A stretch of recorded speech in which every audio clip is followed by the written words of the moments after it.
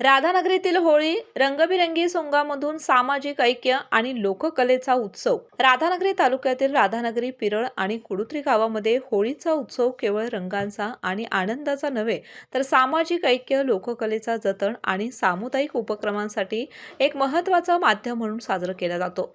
गावकरी होळीच्या सणात विविध सोंगे, देवदेवता, राक्षस, प्राणी आणि लोकनाट्य पात्रे घालून घराघरामध्ये जातात.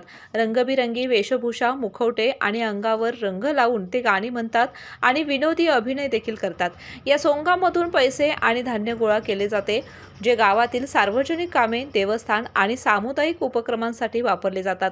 स्थानिक लोकांचा विश्वास आहे की सोंगे काढणे हा फक्त सणाचा भाग नाही, तो आपल्यातील ऐक्य आणि संस्कृती जपण्याचा मार्ग आहे. राधानगरी तालुक्यात ही परंपरा विशेष उत्साहाने साजरी केली जाते, जिथे युवा आणि वृद्ध एकत्र येऊन लोककलेला सजीव ठेवतात.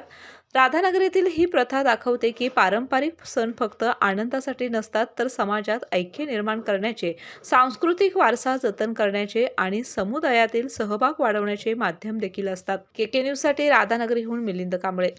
बाळ, फ्रीजमधून श्रीखंड काढ ना. आम्ही पूर्वी घरीच बनवायचो श्रीखंड. त्याची चवच वेगळी होती.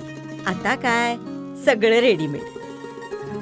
आजी, हे श्रीखंड खाऊन बघ. आज तुझ्या आईनं घरीच बनवलं की काय? हे आहे गोकुळचं श्रीखंड. अगदी जिभेवर रेंगाळणार. जिभेवरच नाही तर मनावरही रेंगाळणार. गोकुळ श्रीखंड, मनावर रेंगाळणार.